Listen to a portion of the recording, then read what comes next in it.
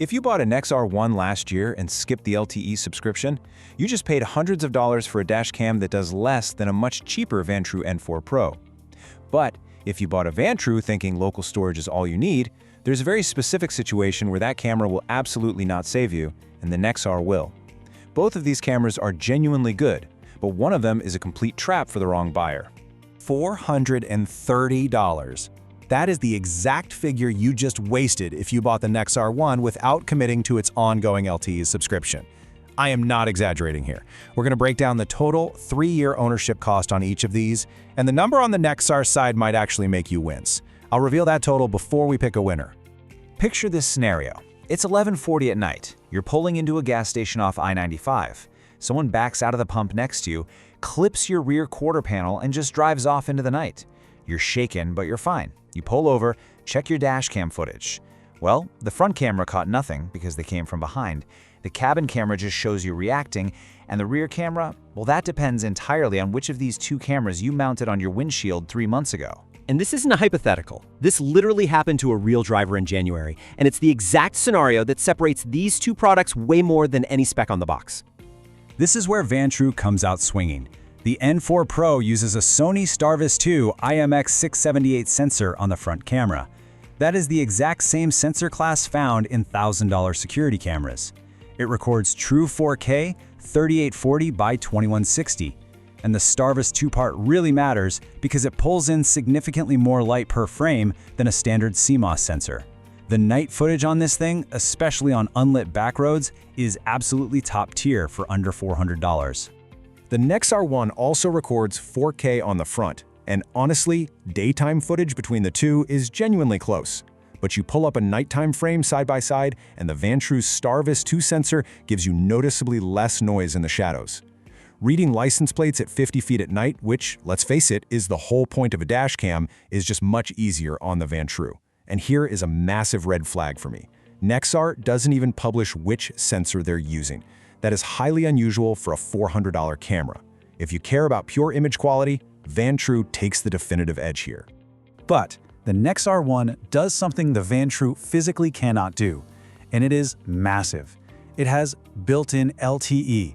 That means your footage is backing up to the cloud in real time over cellular, whether your phone is in the car or not. If a thief breaks your windshield and steals the Vantrue, your micro SD card and all your evidence goes right with it. Sure, but the reality for most budget-minded drivers is that most cars don't get broken into. Most incidents are standard fender benders caught on the front camera. You pull the SD card, hand it to insurance, and you're done.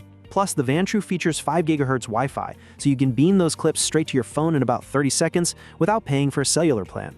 Marcus does have a fatal flaw with its install we'll get to in a minute. But first, the feature that should decide this entire comparison. The Vantrue N4 Pro is a 3-channel camera. You are getting 3 lenses recording simultaneously. You get a 4K front, a 1080p cabin with 4 infrared LEDs, and a 1080p rear camera with a 165-degree field of view. The Nexar One? It's only 2 channels, 4K front and 1080p interior with infrared. There is absolutely no rear camera. Nexar's own website lists rear camera compatibility as a future feature, but right now, it simply isn't available.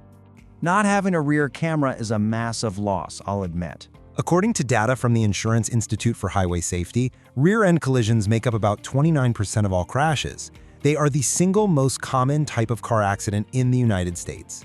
So the most likely accident you will ever have is the exact one the Nexar One has 0 cameras for. Remember that gas station hit and run? The Nexar One wouldn't have caught it. Full stop. Why does the Nexar One even exist without a rear camera then? Because it was designed for a very specific buyer, and that buyer is not the average commuter. It was built for rideshare drivers, Uber, Lyft, anyone with paying passengers. For that buyer, a rear camera is far less important than live remote streaming over cellular. A rideshare driver's biggest liability is a passenger dispute, a he said, she said inside the cabin. With Nexar's LTE, the driver or Nexar can pull live interior cloud footage instantly without even touching the hardware. In a legal dispute, that lack of delay is absolutely crucial. Here is the brutal math I promised you earlier. Nexar's LTE protection plan costs $9.99 a month, or $120 a year. Over a realistic 3-year lifespan for a dashcam, that's $360 on top of the camera itself. The Nexar One with the interior camera and 256 gigabytes of storage is already $429.95. So your total 3-year cost is an eye-watering $789.95. Meanwhile, the Vantrue N4 Pro, bundled with a high-endurance SD card, runs you a one-time total of about $350. No subscriptions, ever. That is a staggering $440 difference. However, to be completely fair to Nexar, that subscription pays for something incredibly powerful: 24/7 parking mode with impact-triggered cloud uploads. The Van 2 requires a separate $30 to $40 hardwire kit for parking mode, and even then, your clips only live on the SD card. If someone hits your parked car at 2 a.m. and the next person damages the camera itself, the Vantrue footage is gone. With Nexar, it's already safe in the cloud before you even wake up. I will admit, if you park on busy city streets overnight in places like Baltimore or Chicago, that cloud protection is worth real money. But for a suburban driver parking in a garage, you're paying hundreds of dollars for protection against a risk that barely exists for you. The Vantrue's 3-channel setup requires routing a cable all the way to your rear window. Budget about 45 minutes for this. But here is the critical safety tip nobody puts on the box. You must route that rear camera cable completely behind the side curtain airbags in your A and B pillars. Do not drape it over the airbag module. If you do, that cable becomes a literal projectile when the airbag deploys. That's not just a dashcam tip, that's a life-saving safety tip. Now, the Nexar One installs much faster thanks to a genuinely clever magnetic mount. But here is the fatal flaw almost everyone makes in their first week. The Nexar One's LTE module draws power constantly, even when your car is off. If you simply plug it into a standard USB port instead of properly hardwiring it to a fused ignition switch circuit, it will completely drain your car battery in 36 to 48 hours. You either have to hardwire it or remember to unplug it every time you park for more than a day. And let's be honest, most buyers simply don't do either. The Vantrue utilizes a supercapacitor instead of a standard lithium battery. This means it can handle extreme heat, rated from -4 to 140 degrees Fahrenheit, without swelling or failing. If you live in scorching climates like Phoenix or Vegas where your car bakes in the sun all day, a supercapacitor is mandatory. Lithium batteries, which dashcams like the Nexar One often rely on, are prone to swelling and dying after just a couple of summers in that kind of extreme heat. The Vantrue N4 Pro features a clean 3.19-inch IPS screen. You can review clips, change settings, and align cameras directly on the device.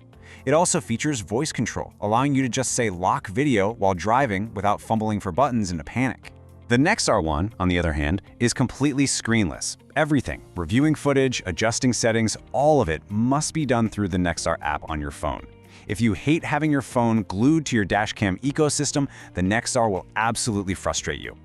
If you are doing rideshare, that seamless app connection and LTE is exactly what you need. Before you buy either camera though, you must buy a high-endurance micro SD card, like a Samsung Pro Endurance or SanDisk High Endurance.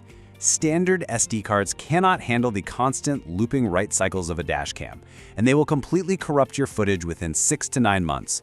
Budget $20 to $40 for it and absolutely do not skip this step.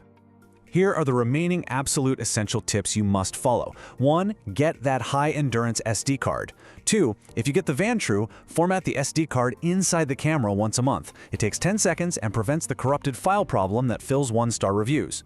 3. If you buy the Nexar One, hardwire the power. Do not use the USB port unless you want a dead car battery. And 4. For either camera, check your state's laws on windshield mounting. In some states, mounting a camera outside a tiny lower corner zone is illegal, and defense attorneys can actually challenge your footage in court over it. If you are a rideshare driver, a fleet operator, or someone who parks on the street overnight in a major city, the Nexar One with the LTE protection plan is the smarter buy, even at nearly $800 over 3 years. The cloud backup and live alerts are not gimmicks, they are the product.